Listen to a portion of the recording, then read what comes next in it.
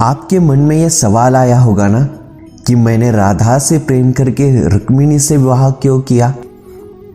आपके मन में यह सवाल उठना उचित भी तो है, क्योंकि जब भी प्रेम की मिसाल दी जाती है तो मेरे और राधा के प्रेम का नाम सबसे ऊपर लिया जाता है। मेरे और राधा के प्रेम को जीवात्मा और परमात्मा का मिलन कहा जाता है। सदियों से पीढ़ी दर पीढ़ियां मेरी और राधा की प्रेम कहानियां पढ़ती चली आ रही है। यह सवाल खुद राधा ने भी मुझसे पूछा था, हे कृष्ण, तुम मुझसे विवाह क्यों नहीं करना चाहते? तो मैंने राधा को बताया कि कोई अपनी ही आत्मा से विवाह कैसे कर सकता है राधे। वैसे भी विवाह के लिए दो लोगों की आवश्यकता होती है और मेरा तुम्हारा अलग अलग अस्तित्व ही नहीं है, तो हम एक दूसरे से कैसे विवाह कर सकते हैं राधे?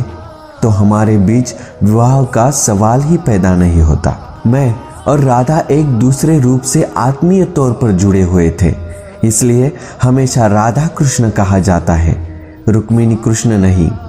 रुक्मिणी ने भी मुझको पाने के लिए क्या कुछ नहीं किया, वह अपने भाई के खिलाफ चली गई। रुक्मिणी भी राधा की तरह मुझसे प्रेम करती थी। रुक्मिणी ने मुझको एक प्रेम पत्र भेजा था कि वह आकर उन्हें अपने साथ ले जाए। रुक्मिणी का प्रेम पत्र मेरे दिल को छू गया और मुझे रुक्मिणी का अनुरोध स्वीकार करना पड़ा। फिर रुक्मिणी मेरी पत्नी बन गई।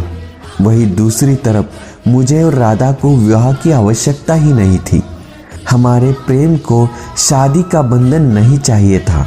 वैसे भी मैं चाहूँ तो राधा से विवाह करके बहुत प्रसन्न रह सकता था, लेकिन मैं ये जानता था कि मेरी राधा प्रसन्न नहीं रहेगी।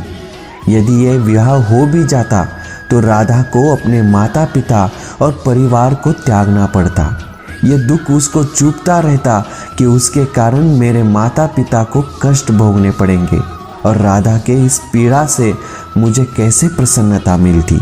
आप जिनसे प्रेम करते हो उनकी भावनाएं नहीं, बल्कि आपका प्रेम भी जिनसे प्रेम करता है उनकी भी भावनाओं का ध्यान रखना भी हमारा कर्तव्य है। ये ज़रूरी भी तो नहीं ना कि आप जिसे प्रेम करते हो उससे विवाह हो। यही तो मेरे और राधा के रिश्ते की सबसे बड़ी खूबसूरती है। तो प्रेम से बोलो, राधे राधे।